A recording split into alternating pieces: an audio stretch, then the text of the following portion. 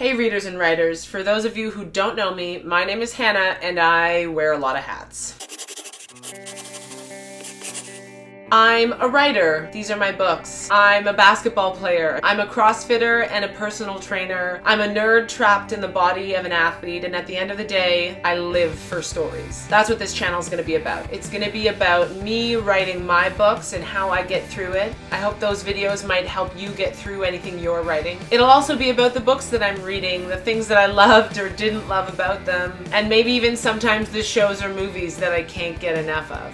Maybe you're here from my other YouTube channel, which is now all about video games, and that's a whole story in and of itself and how I fell into that. The depths of stories in video games is something that I don't think I'll ever really understand until I start playing them, which probably won't be anytime soon. But whatever reason you're here, if you love stories too, I hope you stick around. There are a few videos that are already up on the channel. Those have all been posted on my previous channel as well. I'm hoping to find a bit of a new audience here, so I'm going to take this opportunity to talk to you guys about my favorite books and, of course, the ones that I've written. I self-published Magic Required in 2018 while I was playing professional basketball in France. The story follows a character named Lachlan O'Leal, who is a Celtic demigod. When he starts to get visions of strangers in deadly accidents, he thinks it's the old world telling him that he has a chance at redemption. When one of those visions leads him to Zamila, the girl that got away, he thinks it means he's safe to be around again. Of course he's wrong! It'd be no fun if he was right. Dominion Required came out in November and picks up about 6 weeks after where Magic Required leaves off. I wrote these books for readers like me, the grown-up Harry Potter fan who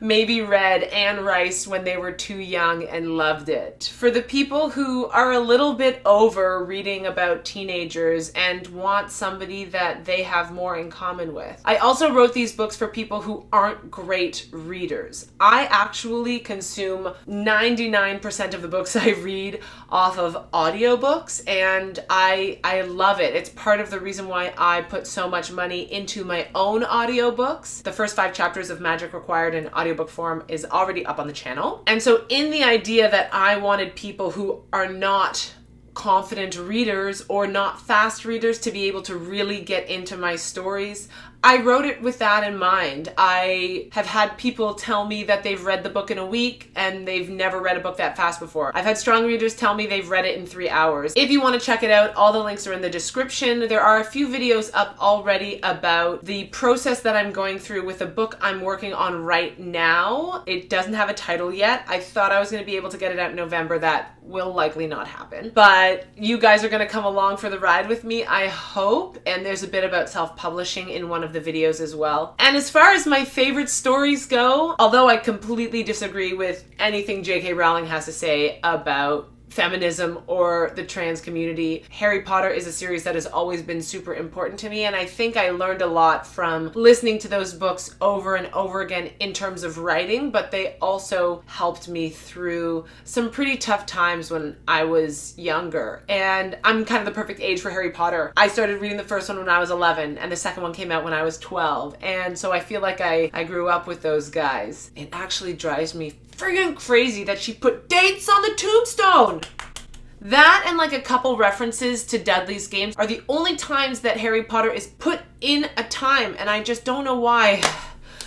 There's a lot of things I don't know why she did, but that's neither here nor there. Another series that I really, really love is Patricia Briggs' Mercy Thompson series. That one, I think that after the Harry Potter series, the Mercy Thompson series is the one that I've listened to the most. I love urban fantasy, but I've actually been on a really heavy romance novel kick. And a couple that I really loved there, The Worst Best Man by Mia Sosa, I really enjoyed. And Rebecca Witherspoon's book, Rafe, a Buff Male Nanny.